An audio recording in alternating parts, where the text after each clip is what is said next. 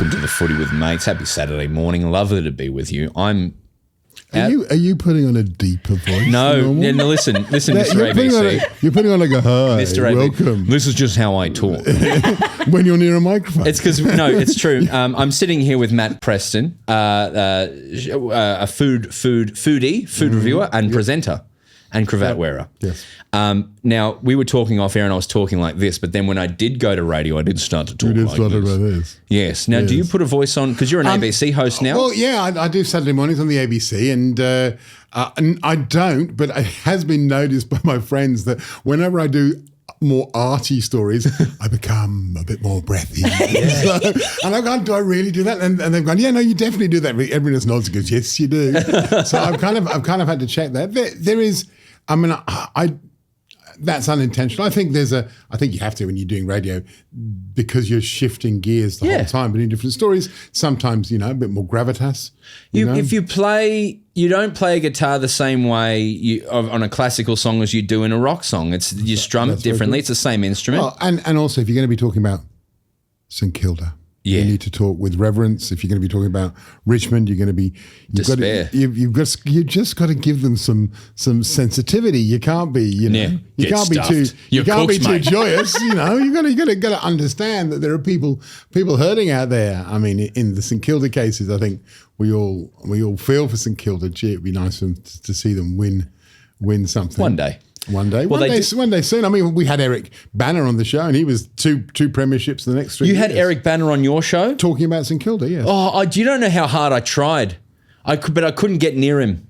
And I was outside his house, knocking on the door. And you with all your amazing contacts in the arts and culture world. Yeah, no, I'm connected with all of them. I was going to say with St Kilda, the one win they have is they have a restaurant in the top 50 in the world, or Ripponlea is an extension of St Kilda, I say, in Attica.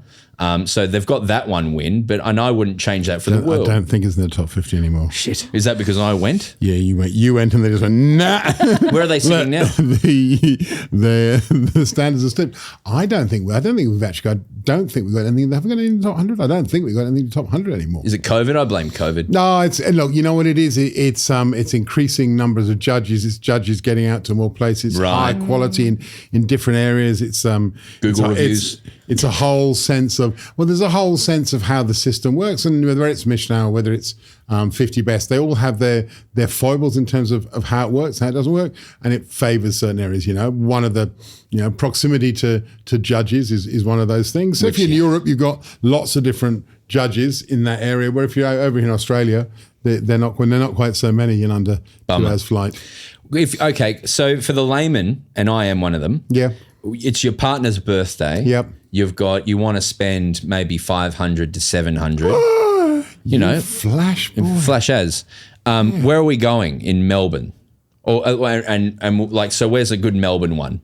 Well, I think there are those surefire places that are great in terms of Embla is always great. Embla, which is in the city, is always great. Cool. Marion is always great, which is a wine bar. These are kind of casual. The food's really good. Cool. I think when you're maybe going out with just one other person, it's quite nice to be near home. Yes. So good call.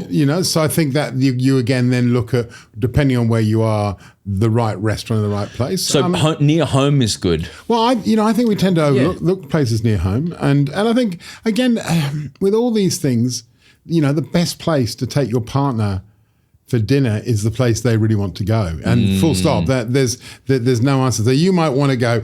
I might really want to go to Toddy Shop and queue up but then if my partner is just going, all I want to have is Greek food, then it's going to be a different choice. That's great. That's awesome. Now you're London born. Yes.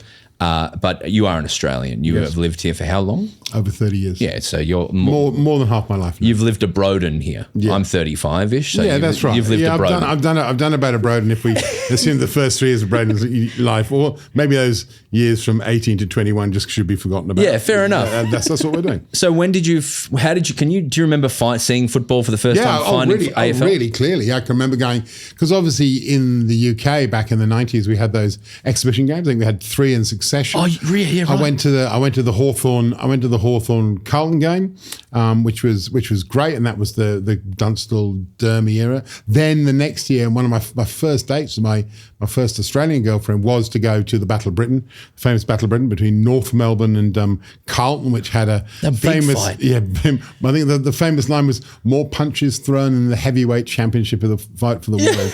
So yeah, it was. Did brutal. you heard about these things happening, or No, I knew it was a bit rough because my girlfriend at the time used to work on a Saturday morning. She was making a kids show, so she would leave, turn the telly on. This is in the old days where we weren't particularly well off. So we had a TV without a remote control. So you're lying in bed Saturday morning, TV goes on the other side of the room. You're not getting up to turn channels. She'd leave it on Channel 4, and there would be Stephen Quartermain with the highlights really at 9 a.m. So I sort of after having that initial experience of watching those two live games, I started watching those highlight games every Saturday morning, and through that, without knowing any of the background, as you do, you graduate. I don't think necessarily towards teams. You graduate towards players, and in my case, that was two players. That was number 35 and a number 42. Who are they? Peter Dacos, the famous, because what Peter Dacos would do I played rugby with a rugby style ball, how he'd bounce it and twist it and turn it and bend it. Yeah. He was just an amazing magician. So that was super exciting. So that was one, and the other one was that kind of that dour stick up for your mates, Darren Mullane, so number 42. So those two players kind of defined it. That would have been 89. They won the Premiership in 1990. I thought, brilliant. All these years of being a Chelsea fan with nothing since 1972. Go for the Premiership-rich 20 pies. years. That's why I think I empathise with St Kilda fans. I had nothing for so long, such a long drought. Then to have that, and I thought, this is brilliant. I'm supporting a good team. I arrived in Australia. There was a moment where a lot of my friends were St Kilda supporters, but I went to Arctic Park to watch football, and I thought, I can't watch football here. I went to Victoria Park, and it felt like Stamford Bridge. I'm a Chelsea fan, where I used to watch games, and I like that kind of the earthy home ground advantage. And so I definitely became a Collingwood supporter without really understanding the full implications of what that means. I did that a few years ago with Tottenham, where I just kind of picked them because I watched a documentary, and then just the feeling you get when you mention it to someone's either going, "What have you done?" or they're just sort of, yes. Now you're in it. I think, but it's not hard. Like most of us kind of make a decision at primary school, depending on what our mates like, or depending on whether we had a relation that played for a tide, or genetically, or genetically. Yeah, exactly. That horrible thing. We had a Carlton mum and a Collingwood dad, and where do you go? Yeah, one side's not really happy. So I think that luxury of being able to pick a team, hopefully that you'll see success and joy with. You don't want to get it wrong. And of course, in my case, I think Collingwood made the finals in 94 and then nothing for years and years and years. So it was back to the same. Of course, that corresponded with Chelsea suddenly have this amazing run of form, and me having to fly back regularly to go and watch them at Wembley or in Stockholm. That's still fun though, yeah. Yeah, it's still fun, but it's like, what, really? Couldn't you have done it when I lived 5 minutes walk from the ground rather than it's a 24-hour flight? Do you remember going to the MCG for the first time? I do. I think my first game was at Waverley. Cool. But yeah, I loved it. When I first arrived, that whole idea of going to the MCG, and I love this idea that you'd go to the MCG on a Friday night, regardless of who was playing. Yeah, that. Because it was about the experience.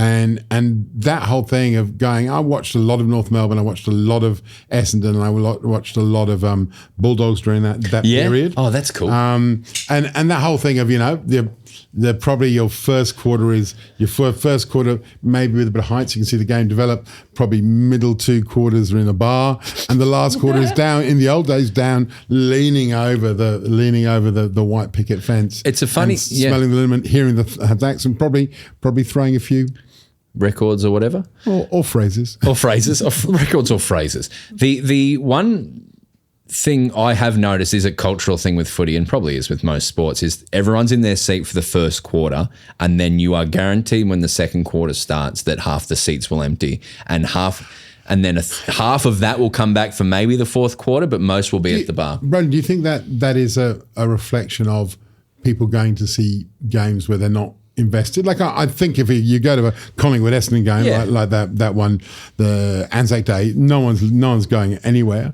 But I think that thing that you kind of it's great, it's fun, and I've seen that player and that was really good. And but then you get into that, that you need to. Those middle two quarters are all about judging when the rum front comes in. At what point do you shift from beers into the rum and cokes? And that's normally kind of 5 minutes into the third quarter. Perfect time. There's tiers of football fans. There are those who are there to watch the narrative unfold and the drama and how is that player going. And there are some people who like the social element of it, and our audience is a bit of both, I think, where there's people who I like being around it, less so the I'm happy to see the ending come in. I'm happy to see the plane land, but I'm more here to talk to friends and drink. And that's completely accessible. Don't sit near me if that's who you are, but But I think that's having all those tickets floating around through members or medallion clubs or whatever, it means you do get a bit of that.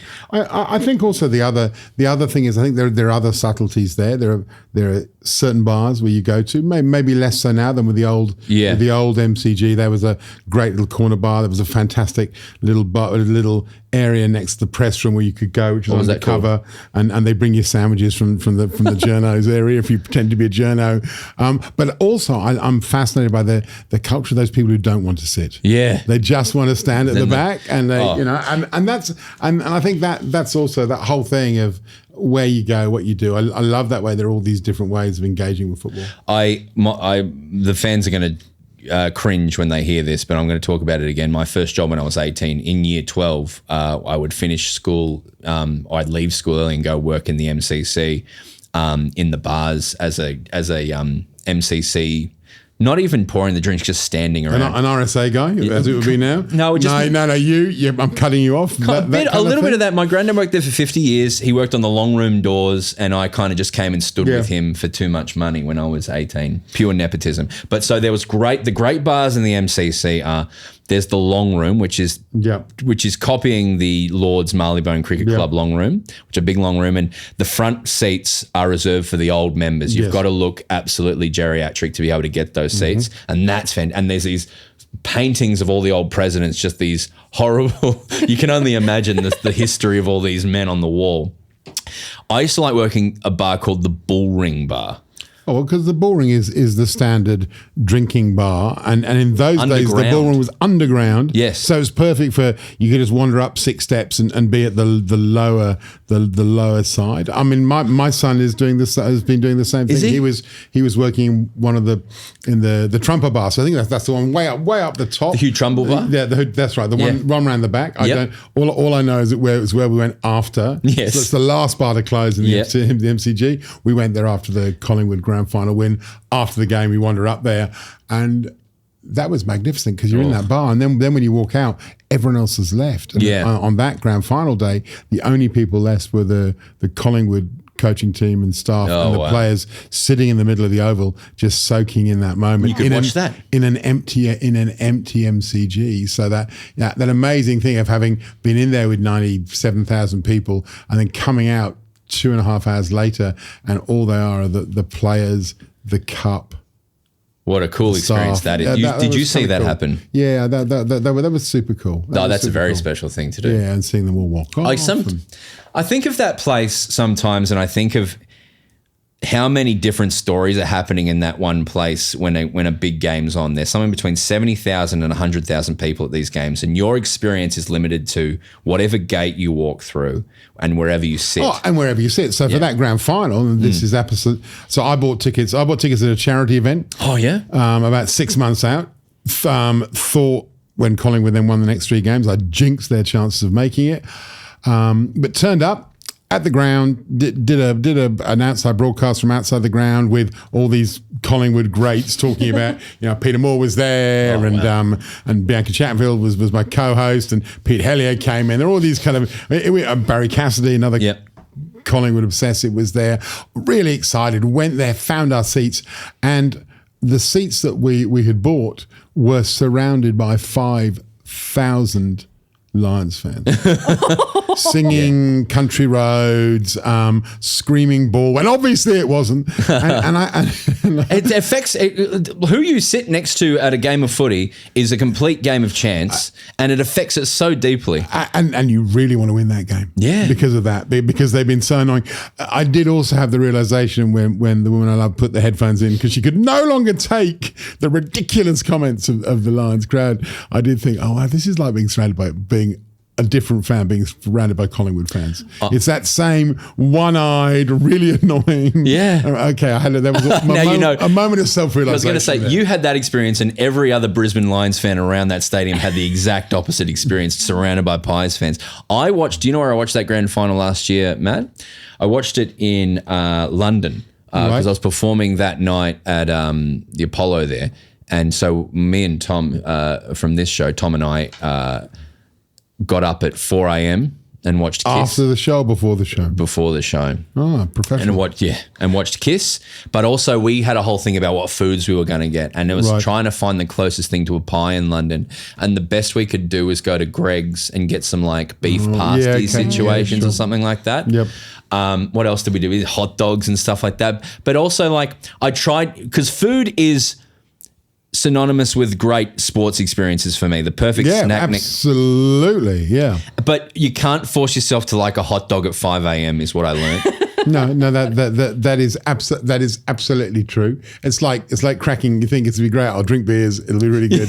And you go, no. I just want a cup of coffee or a cup of tea. What I learned in that moment is you've got to pair the experience with the time. You can't fake it. So it's coffee and pancakes, or it's you don't have to eat yet. You know what I mean? Yeah. That was my takeaway. Yeah, look, I think you're right though. I think that part of that experience of going to games is where you go beforehand, what you eat beforehand, what you eat at the ground, where you go afterwards. This is all part of that kind of great joy of going to football. And there's no doubt that, I always joke that there's no better flavour than a pie at the football when your team's 6 goals up. I mean, that's the best tasting pie you're ever going to have. Let's talk about pies. Now, at the AFL games, it's always going to be a 4 and 20 pie. Mm-hmm. Now, I love a 4 and 20 pie. I think it sits really nicely in, for something that's done mass produced. So you wouldn't go crudités? You wouldn't go a little sushi? You wouldn't go a wurst of some form? I'm pretty set in pie and chips, right? But is that? Oh, you'll go pie and chips. Is that societal, or is it cultural, or is it something that? No, I think there's an absolutely crucial link between what you've grown up with, going to watch football, and what you like. I mean, the two become intrinsically part of it. Growing up and going to Stamford Bridge to watch Chelsea is slightly different, but you'd buy a wagon wheel, which is they were the size of your head. They were kind of like what's a wagon wheel? A chocolate covered double biscuit with marshmallows and jam in the middle. Great. Okay, you bought that because the other alternative was these terrible burgers that were bobbing in a kind of brackish brine with these dried onions that had been reconstituted on the flat grill. It smelled. You came home and your green fur-lined hooded parka would smell of these stenchy onions. So you're a sweetie boy at the football? Well, no, only because the savoury stuff was so bad. So coming here and going pie and understanding the only real debate with the pie is whether you're a tomato sauce dollop or a tomato sauce across the whole smear is crucial, and definitely you're not a tomato sauce poured inside when you remove the top to eat separately, because that's just weird. Yeah. I feel like AFL food at games is stunted at the moment. I've been lucky enough to go to a fair few NBA games, and you'll have these small businesses inside stadiums that are also almost subletting, where you're getting real variation from pizza to like po' boy. I think people are trying to do. I mean, obviously you've got what's happening at GMHBA at Cardinia. What are they doing? Chin Chin, I think, have gone in there. What? Previously, there's been I don't know if it's opened yet. Previously, there's Aaron from Igni was doing his hot chicken project there for a while, so that people are trying these different things, and I think the range now of when it comes to healthy options is much broader than the old days when your beer choice was beer, yes, and then big or small, pot or glass, and there was no low alcohol beer. There was just one tap, one blitz, and a pie. So, but I think that gets away from the fact that if you go to the Dallas Cowboys, you want to have nachos because that's where nachos became famous. Or if you go to see if you go to watch Yankees hot dog, Yankees Dodgers, the Dodger dog is absolutely a thing. They're again the same thing. If you go and watch soccer in New Jersey, same thing. There are certain things that they do that you will have. So I have to go back. Chin Chin is at Cardinia Park now? I don't know. I'm sure I read that somewhere. I know they're down in Geelong. I know that they're down there with their cotton on and their Ford, and you're doing a fact check. But that's I would love to see, and I wonder if it's with these large catering companies like Spotless or Delaware, whether that stuff can. Oh, that's the deal is obviously they're looking at trying to find other ways of adding value. Sometimes a mistake. I had a couple of seasons doing the Sunday President's Lunches with Collingwood, and one of the big things we did was remove all the pretentious food and just do half a chicken, really good roast potatoes, and watch and have grown 70-year-old men who worked in things like earth moving come up and grasp you with their huge horny hands and go, mate, that is a proper feed. That's awesome. And again, you learn there in those lunches, you cannot get rid of the sausage rolls, mini pies, and the scones at half time. Absolutely, do that. I will say that when I've been lucky enough to go to a cool function at the MCG, party pies followed by scones with sultanas in them. I don't mind. Oh, I'm a big fan of sultana. Club Chin Chin, GMHBA Stadium, Joel Selwood in the Joel Selwood stand. Well, there's your problem. Open 6 p.m. Thursday. Wow. Yeah, and you can check them out at clubchinchin.com.au. Haven't been. No, but that's what you've done. Because Collingwood never plays down there. we somehow magically avoided playing at Geelong. If you get invited, you got to bring me now. We've got to go down Geelong Highway.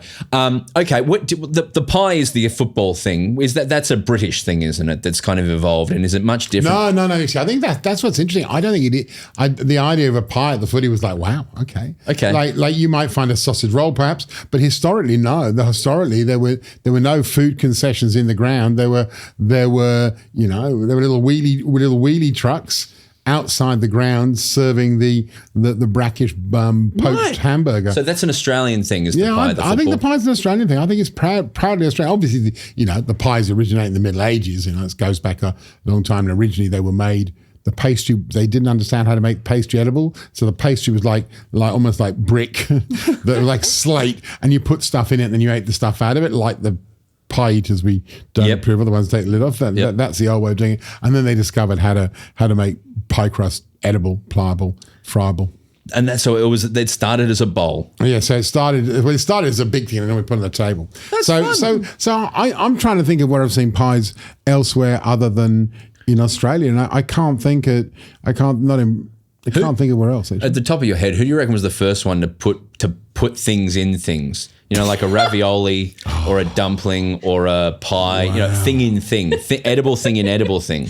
Well, the earliest jiaozi, I think, is 3,000. So the earliest dumpling is northern China and 3,000 to 5,000 years ago. Edible. So I reckon that would be. And they found on the Silk Road, they've excavated an old kind of overnight sort of stopping point, and they found a really old naan next to a really, really even older dumpling. Oh, yeah. So I love an that old kind of, naan. An old naan. So that's a great idea. Quite why they're both there together. It's kind of cute. Matt, this has been everything I hoped and dreamed of. A wonderful chat about food. I had one final thing, because we record on Sydney Road, and for a very long time your face was on a kebab shop down here with Anthony Bourdain from a very old No Reservations. Very long time ago. Where you took Anthony Bourdain down the street and looked at kebabs and went to a restaurant. Yeah. The kebab, I want to talk about the kebab first. Oh, is my gosh. Is that the Melbourne thing, would you say? Gee, is it the Melbourne thing? I think there's a group of Greeks and a group of Italians and Turks that all claim, Indians, Iranians. There's a whole range of people that see the kebab as something. Skewing meat. Skewing meat is I think we sometimes we tend to get tied up in provenance and history and authenticity, when actually the main thing is it delicious? Oh, it fucking is. And how much? And oh wow, how good is that? Those ground lamb. Yeah. Mince with grated onion or onion juice in it, which tenderizes it and gives it flavor. Does it? Is that what it does? And then formed onto the metal skewer and cooked over the grill. I mean, so different from chunks of chicken thigh, brushed with coriander seed and then with a satay on it. I mean, so different. The great joy about the kebab is it's a whole world of, and it's an ever changing world. You find another version, another example, another idea, and you go, wow, look at that. That's the harali kebab, which is kind of white and yogurty, or the horribly artificial fake tan tandoori kebab, which again is just absolutely delicious, and that's the joy. That is the joy of the air fryer. In the old days, you used to have to fire stuff up or fire up the barbecue or start the coals with an air fryer. Beautiful job. 9 minutes, fantastic. You brought a fair bit of joy to this area. I felt pride living in this area after seeing the no reservations and going, it's cool. That is. Oh, and historically, it's always been such a great place because you get to see all those different migrations that we've seen here, and I think for some people when they walk around and they see those waves of migration, they see pain because it's a reflection of economic deprivation, or it's war zones, or it's a horrible history of people being mean to other people. Yes. But on the other side, you also walk down that strip and you go, how good is that shop? Let's go to Tibet's. Let's go to A1. Let's go to Mediterranean Wholesalers. Let's have a cannoli that's fresh. Let's have a slightly burnt, little tiny coffee. You nailed this street very quickly, by the way. But there is so much, and then that is what are there 250 probably food shops along this street there. That's the great thing. The great thing about Australia is we've got the most amazing things. So the idea when you leave the MCG or you leave the SCG or you leave pretty much any stadium, where do you want to go now? Yeah, it's such a good point. And now last thing, Tom would not let me live if I didn't ask. So, and you don't have to have an answer for this, but let's say Macca's, Hungry Jack's, KFC, what are the other ones? That's pretty much them, yeah? Like Red Rooster. Mm-hmm. Do you have a favourite of of the fast food chains? Well, no, because I'd always find somewhere like mum and dad run chip shop, because invariably it's better. And often you'll find those kind of places. You'll go into a place run by a Greek family, and they'll go, oh look, just over here, in the warm cabinet, look at these gigantes, and you go, oh, you're Greek, and we've got those giant beans and tomato sauce, and so there's other stuff to experience. But yeah, look, for me, I'd rather make the effort and go down to something like Andrews in South Melbourne, in Albert Park, South Melbourne. Oh yeah, we would. I'd rather go to a Kerman's or a Max, or I'd rather go somewhere like that and have something that isn't that kind of is more of the area, more of the place. The Hungry Jacks started doing new chips, so that's worth looking at. Yeah, look, people, there is a whole cult growing at the moment about Macca's fries. Are they potato? It's a good Is that call, real though. potato? I'm going to challenge myself when I am in those positions to go to the other one. That's my challenge. Well, I think that's it. There always is, and especially when especially when you're going to suburban grounds and they're surrounded by great places. It's just a matter of especially if you're travelling. That's one of the great things. Where do all the main road guys go? Before they see City play. Where Chelsea fans will go to James Blunt's pub around the corner. Yeah, and they'll sit upstairs in the little dining room and have very good English roast. So it's kind of there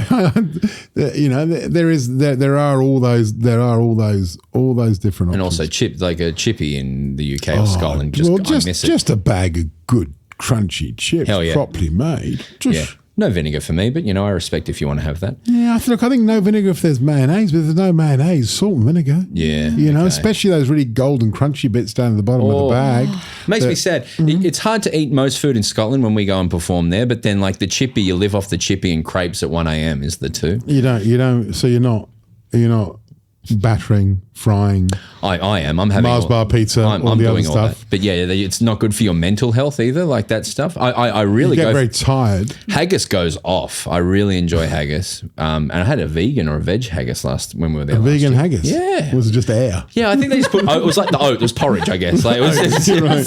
Oh, well, and look, there is, there's this white pudding in Ireland. You get blood pudding, which is or black pudding, and the white pudding is kind of the fat and oats, and it has a certain something about it. It's true. Fat, oat, sugar, salt. Nothing wrong about the Holy Trinity. You can catch Matt on the ABC weekends, Saturdays and Sundays. Just Saturdays. Saturday. I only work one day a week. We don't want to work too hard. I'm very, very lazy. Too busy writing books, and you can catch Big Mouth on Booktopia or wherever you get your books. And you could do that. Or you could just go to the library. I love a library. Yeah, go to the library. Libraries are good. Libraries are really good. Yeah, they have all the things. That's the new video shop. They still have DVDs and things like that. Yeah, they have a whole. The library is that. It is that Pandora's box you open up and you go, wow, look at what of that. Wow, they can get this here. Wow, and I can sit free. here and it's free. It's fantastic. And then they got people talking. You can learn stuff. Yeah, no, It's fantastic. This is wholesome. Go eat a kebab in a library. Matt, thanks so much for coming. Really appreciate it. Go Pies and bounce that pill. We didn't work out. You're not a Demons fan, are you? I'm a diehard D's fan. I'm actually a member of 4 clubs this year. I'm a member Tassie. Yeah. The Carlton Football Club, without my approval, signed me up. I had that. The Giants did that to me. Sent me a hat and an orange and some Aperols and some orange shoes. And said, welcome aboard. Well, they go off. They're awesome. The Giants are very cool. I think we should all get around the Giants. I mean, you've played a very close prelim with them last year, so you'd feel. Yeah, and they're good. And it's interesting to see the transition with Toby Green into we talked to him on the show that I did with Catherine. Well, a father. Did he bring his baby on with you? No, that was another show. No. We didn't have the baby. We did just have the very elegant, charming, and reformed, I think we might call Toby Green. It is interesting thing doing radio with footballers and having footballers on is they're so different when you get them, whether you got Petrarca talking or Bull talking about cooking, whether you've got Brendan Maynard talking about his OCD issues with OCD, and you get to see a totally different side to them. And for a die-hardcore sports journalist like Catherine Murphy, who does the sports show with me, she gets really conflicted because she goes, I really like Brendan Maynard and I'm a Richmond fan and this is the problem. Yeah, well, I had Checkers. Maya Check is a fan of our comedy and came on here, and I was like, Collingwood are my bitter, they are I hate them. But he's the nicest man that's ever existed. You can't say that anymore. Why? What you say now, and this is my favourite text we got in last year, which was, I really like the way Collingwood play. I like Collingwood. Still hate the fans. Yeah, it's fair. And I reckon, and I was like, good call, fair call. We are really annoying. Checkers has a really nice Cafe Whiplash in Kew or Hawthorn or that area. Well, they're all involved in something. They got something, yeah. Dylan Grimes with his winery, Yeah, Tom McDonald with his giant Star Trek meat barbecue. He's always eating meat. That guy. That can't be good for you. That's a lot of veggies. It's weird when you got Tom on one side and you got Ben Brown on the other. Yeah, Ben Brown sat here. He weighs 8 kilos, and he said about how fuel is, because I eat food very differently to him. He said fuel is it's my fuel. And so I wonder if they get enjoyment from that, or if there's a way to find the middle ground. I think Petrarca's the other end, where everything he's making, he's finding passion and joy in it, and more importantly, clicks and algorithms. It's nice, but it's nice. Isn't it? It's nice that the players are able to express. We get to know who they are. The nature with, TV's the same. You find it with your comedy. You get to see 10%. Of someone. So it's actually nice to be able to see another 20, 30% and see the side that matters. And the conversation, we had a chat with Brody Grundy where we weren't allowed to ask any questions about football. That was a deal for him to come on. No, and it was a really good conversation. He's clearly an interesting fellow. So it's more than just how's your calf awareness, mate? Yeah, exactly. Yeah, but in relation to a nice cut of calf. Yeah, well, calf's liver. Yeah, calf liver. Yeah. Sorry, I derailed you from. No, it was lovely. Thank you, Matt, for coming on. And we'll have you back another time if you want. We'll come over your side of town, and we can go. We should have some dinner one time. We'll do it. Well, we should do it with Dane Swan with his with all any number of fantastic footballers. Restaurateurs, yeah. We got Rex Hunt's Delish Fish. Do you remember he had the fish and chip shops of Rex Hunt? Was that down by Station Pier? Yes, it was. Wasn't there was lines down the street. When it that's right. It was phenomenal. Yeah, it was phenomenal. Trying to think who else. Well, someone in Richmond part owns Spud Bar. I love that this is my only interjection about Spud Bar. Richmond players. Let's go to Spud Bar, everyone. Get a potato. Well, it's interesting that it's moved from being, because it was always pubs, wasn't it? It was always Ron Brassey's. Which is where the money is, I've been told. Like cafes aren't where the money is. Yeah. The markup on a Carlton draft or, Absolutely right. And also, how many coffees can you drink? Yeah, exactly. Maybe 2. How many beers? Obviously. As many as you want. As many as you can think, depending on who the person is. Thank you, Matt. We'll chat soon. All the best with the Pies this year. They'll get back on track. Bounce that pill.